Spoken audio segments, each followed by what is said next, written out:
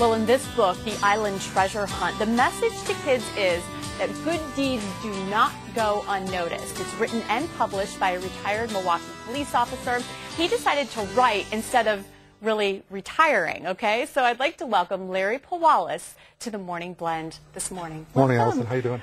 I'm doing great. Okay, here in Milwaukee, you recently moved to California, but you were in the gangs crime unit. You were in the robbery task force unit. So pretty heavy stuff. And now you're writing a kid's book. So how did that happen? My wife and I went to Book Expo America last year in Washington, D.C. I was going to try to get a publisher to hook up with a police story we were thinking about. Went through the children's section, and the idea hit me. So we had a couple of things that we put the characters onto paper, and the rest is, because I worked in troubled neighborhoods, you saw kids at their worst, unfortunately, as we do as police officers.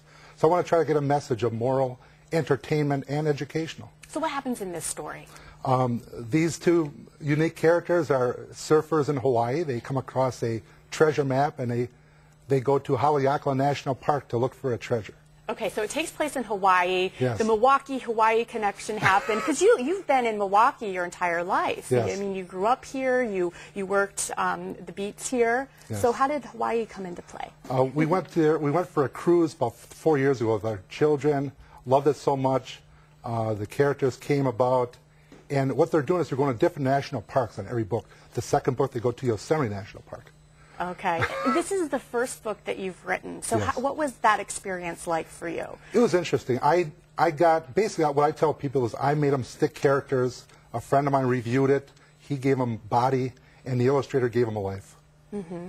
And you talk about your experience and using your experience as a police officer here, and we're going to watch some animation of some of your characters while we talk. How did that play into creating this story? You saw a lot of things you said when you were working here. Can you give me some examples of what you would want to change? I think the things that upset me the most is I first came on at 21. I got married at 25. When we had children, I used to go to child abuse, child neglect cases. And after you have your own children, it rips you up. Mm-hmm. You see a 5-year-old child in home alone. One time a rat ran between my legs. No food in the house, no parents. It breaks your heart. And how do you think a book is going to help evolve change? Well, what we're doing is the whole thing about the moral dilemmas that they face, the decisions they have to make, and educational.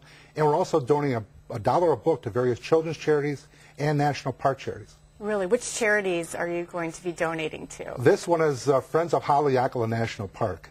And we're also looking at a children's charity. They want to see a book before to make sure it's okay for them, which I don't see a problem with that. This vacation to Hawaii really had an effect on you, didn't it? Did. It kind of changed your whole path here, right? Yes. Well, let's talk about what's next. Is this going to be the only book in the series, or do you have other ideas that are coming about? Well, the second book is they go to Yosemite and they meet El Capitan and Half Dome and the sequoia trees.